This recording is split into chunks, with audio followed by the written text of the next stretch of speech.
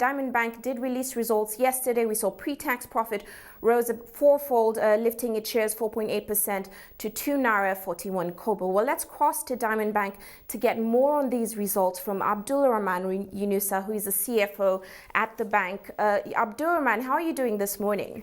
Yeah, morning. Thank you. Yeah, doing very well. Thank you. I'm sure you're doing very well because we saw profit before tax up fourfold in your half-year results. It was at 7.5 billion naira, and though it was slightly below the 7.8 billion naira we saw in Q1, the numbers are better than we saw last year. Now, some analysts feel the results are mixed on a quarter-to-quarter comparison, while others feel the Diamond Bank's underlying performance is coming through finally. What is behind these results? Okay, we're very happy to announce those results. And what is most important to us is the consistency and the fact that we have now a sustainable profit trend of our performance. And if you recall what we told analysts from last year, we've gone through our cleanup exercise. And now that we are done with that, we are coming through with our fundamental performance as an institution. You do recall that we have a very low cost of funds as an institution, and therefore we're able to build on that and begin to establish our business as a key player in the institution. So we're very happy with our performance, and consistency is actually the watchword. We don't want too many sporadic performance where you saw a big loan going into the books the last year and then all the way up. No, we want to see consistency. So you saw a 7-point-something billion in the first quarter PBT.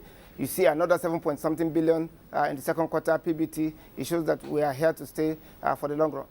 Like you said, Mr. Abdulrahman, we're not seeing some of those non-performing loans that sort of overshadowed results last year. But I'd like to point out loan growth was quite impressive. We saw a 15% quarter-on-quarter growth in loans to banks and customers. And of course, looking at the year to June numbers, it stood at around 25%. How much of this lending is to the real sector versus securities? Well, actually, that is a good part of our business.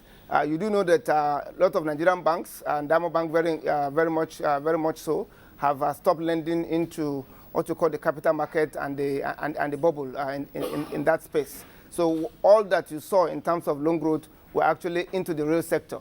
We're not talking about financial instruments. We're not talking about maybe securities and all that. No, we're talking about day-to-day customers coming back into the system, borrowing money either for import finance or to set up their infrastructure all over again, or to actually begin to run working capital. So what we are seeing is actually a return into regular business, and all the lending that you saw were into the real sector, nothing at all into financial instruments.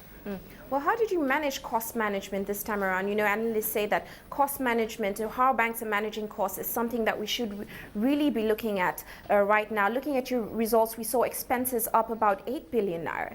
Can you shed some light on that for us? Well, we're going to have a lot more discussion in the area of cost. But for us, the key ratio actually is not whether the quantum of 8 billion naira increase in cost, or whether, for that matter, it was 5. I think the issue is to say you need to spend money to make money. So there is a more important ratio, which we call the cost-to-income ratio. Last year, we were somewhere around 67% of our cost-to-income ratio, and that we've been progressively taken down. As of today, we are talking about 53% in terms of that ratio. And you recall that we had told analysts last year that in this current financial year, we are going to make sure we keep that cost-to-income ratio below 60%. And to start with 53% in the first half, I think we're already on target with that. What about your return on equity targets, Mr. Abdulrahman? I mean, analysts say that that half-year results confirm a greater than 10% return on equity target for 2012, which they feel might be a little bit conservative. Well, I mean, that's good news to say that we're now moving from maybe not performing to now being conservative with our projection in terms of our returns.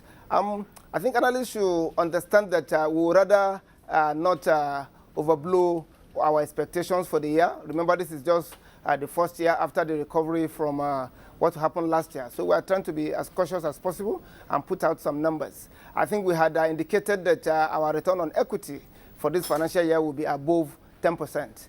And what we've achieved so far is clearly above 10%. We'll keep those numbers like that, But I would like analysts to stay on this page and begin to see what will come up shortly. We are likely to have an investor conference call by next week, and we'll share with all analysts our projection for the rest of the year. But happy to say that as at half year, we have been able to meet and surpass our objectives in terms of return on equity. So our shareholders, are in a better position today. Well, looking forward to the next half of the year, should we expect any M&As from Diamond Bank? Of course, we saw that you sort of lost out on Oceanic Bank to EcoBank last year. Maybe one of the nationalized banks that AMCON is looking at putting up for sale. Are there any M&As we should expect from Diamond Bank? Well, I don't know when this question will stop coming, but I suspect it's part of the business. There are normally two broad ways to grow your business. You either do an organic growth, which is grow your business from day to day by building your branches yourself, or you do an inorganic one, which is the kind of examples that you have given.